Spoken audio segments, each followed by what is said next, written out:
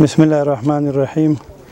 دغه غمجنه پیښه بیګا شپه 11 بجې د پاکستاني ډرون الوتکو له خوا نه د دوه مزایلو په واسطه باندې منځته راغله چې زموږ د یو هیوادوال کور پکې ویجاړ شو. تقریبا د شپږو په تعداد باندې چې هغې کې یوه زنانه او ماشومان هغه زخمیان شوي دي. زخمیانو وضعیت انشاءالله اوس د ډاډ وړ دی او ځاني تلفات نه لرو، البته صرف دغه کور پکې تخریب شوی دی. دا چې د دوی هدف څه و، په کوم فکر باندې دا ډرون کړی، دغه به وروسته معلومه شي. زما نوم شاسوار دی، د پلار نوم لطیف دی. اصلي د چین ولسوالۍ د باندر اوسېدونکی یم. فلحال دلته په دې شینوار ولسوالۍ په دې رضي کې اوسېږم او دا زما کور دی.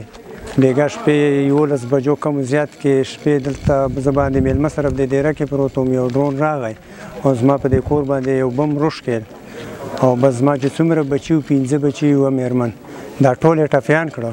چې زه دننه پسې ورننوتم او دا ټپیان مې تر د دې دروازې پورې را رسولو، بل ډرون یې په وکړه او چې بل دا زخمیان همداسې راوړه. بیا هغه اسلامي امارت مجاهدین راغله، هغه هسپتال له ویوړه او دغه زما کور دی. تاسو ګورئ بس په دې کې هېڅ شی نه دی پاتې، په دې کې نه کوټې نه آبادي، هېڅ شی پکې روغ نه دی پاتې. هر څه یې د منځه تللي دي، مالونه، موټر، هر شی. ټولو نه په دې خوشحاله یم چې ګوره د دې نږدې ګاونډي نه راله د اسلامي امارت مجاهدین مخکې دی دې ته راغلي. حاجي فرمانګل شینواری د شینوارو د قومونو مشر په حیثیت باندې یا خدمتګار.